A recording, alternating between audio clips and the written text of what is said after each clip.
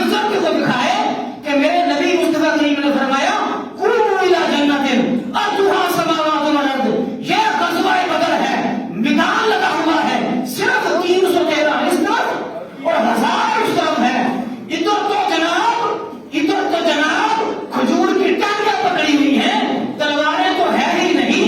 نیچے تہمتیں باندھی ہوئی ہیں، اوپر والا جسم ننگا ہے، کھجوریں ہاتھ میں نہیں ہیں، پانی ہاتھ میں نہیں ہے، یہ کھڑے ہوئے ہیں، ادھر لشکر بھی ہے،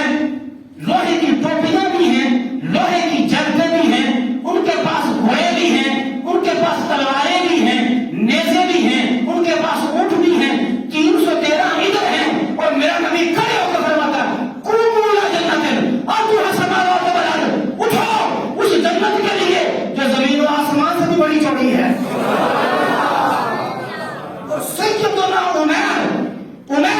اپنے ہاتھ میں کھجوریں کھا رہے تھے، کھڑے ہو کر عرض کی حضور جنت اتنی بڑی کہ 7 زمینیں 7 آسمان اس کے اندر سما جائیں۔ میرے مصطفیٰ کریم نے فرمایا تم نے میری جنت کو دیکھا ہی نہیں ہے، تم نے میرے رب کی جنت کو دیکھا ہی نہیں ہے، جنت بڑی وسیع ہے، یہ ہے وہ میدان بدر، یہ ہے وہ غزوہ بدر۔ اس موسیٰ کلیم اللہ کی امت نے بھی دیکھا کہ ہاتھوں میں کھجوریں پکڑے ہوئے، 2 منہ میں تھی باقی ہاتھ میں تھی، عمر کھڑے ہوئے اور کہا جاؤ کھجوریں پیچھے ہٹو، تیرے کھانے میں اور جنت میں جانے میں دیر نہ ہو جائے، میں اپنے نبی کے نام پر اپنی جان قربان کرنے کے لیے یہ وہ پیارے مصطفیٰ کریم کی امت ہے۔ سبحان اللہ کہ حضور نے فرمایا صبح بدر کا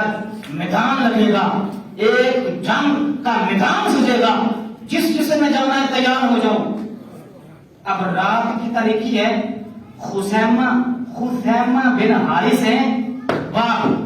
اور ان کے بیٹے سعد بن اسامہ ہیں، یہ دونوں اپنے گھر میں بحث ہو رہی ہے۔ باپ کہتا ہے میں نے جانا ہے، بیٹا کہتا ہے میں نے جانا ہے۔ والد کو تو فرماتے ہیں پتر میری عمر گزر گئی، مجھے نبی کے نام میں قربان ہونے دے، تو ابھی جوان ہے، گھر کا سربراہ ہے، پیچھے سے حالات دیکھ لینا۔ عرض کی نہیں ابا جان، جنت کی بات نہ ہوتی تو آپ جاتے، اب تو دشمنوں کو بتلانا ہے کہ نبی کا دفاع کیسے کیا جاتا ہے، تو میں نے جانا ہے۔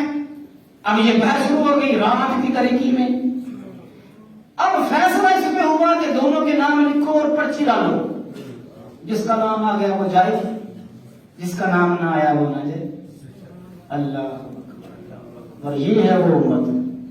جو نبی کے نام پر نثار ہونے کے لیے گھر میں قرآن اندازیاں ہوتی ہیں۔